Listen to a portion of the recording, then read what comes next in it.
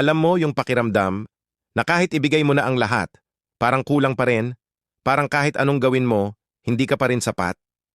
Oo, masakit. Pero minsan kailangan mong tanggapin, hindi ka niya kayang mahalin sa paraang gusto mo. Minsan, may mga taong dumarating sa buhay natin na hindi natin inaasahan. Tapos bigla mo na lang silang mamahalin. Hindi mo rin alam kung paano nangyari.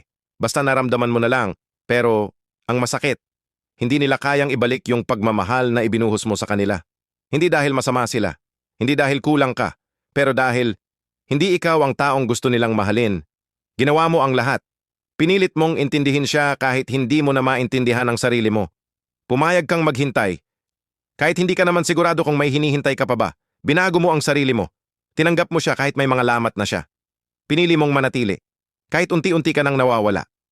Pero sa dulo, ano yung nangyari? Pagod ka na. Napagod kang habulin ang isang taong hindi naman palapit sa'yo. Napagod kang sumigaw sa katahimikan ng pagmamahal mong walang sagot.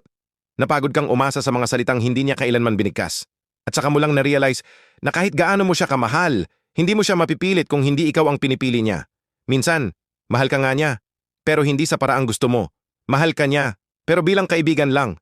Bilang isang taong nandyan lang, hindi bilang taong pipiliin niya araw-araw. At ang masakit? Nagkamali ka ng akala. Akala mo kasi pareho kayo ng nararamdaman. Akala mo kasi, sapat na ang effort mo para magbago siya. Pero ang totoo, hindi mo kailanman mababago ang isang taong hindi talaga para sa'yo. Gusto kitang sabihan ng totoo. Hindi mo kasalanan kung bakit hindi ka niya minahal. Hindi ka kulang. Hindi ka mahirap mahalin. Sadyang may mga taong darating sa buhay mo na hindi para manatili. May mga taong matututuhan mong mahalin, pero kailangang bitawan para sa sarili mong kapayapaan. Kasi hindi pwedeng paulit-ulit mong sirain ang sarili mo para lang buuin ang taong hindi naman kayang buuin ka pabalik. Piliin mo ang sarili mo. Piliin mong lumayo kahit masakit. Piliin mong bitawan kahit mahal mo pa rin. Kasi darating ang araw, maiintindihan mong tama lang pala na hindi siya ang napunta sa'yo.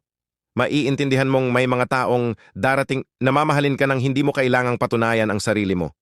Yung hindi mo kailangang habulin. Yung hindi mo kailangang baguhin ang sarili mo.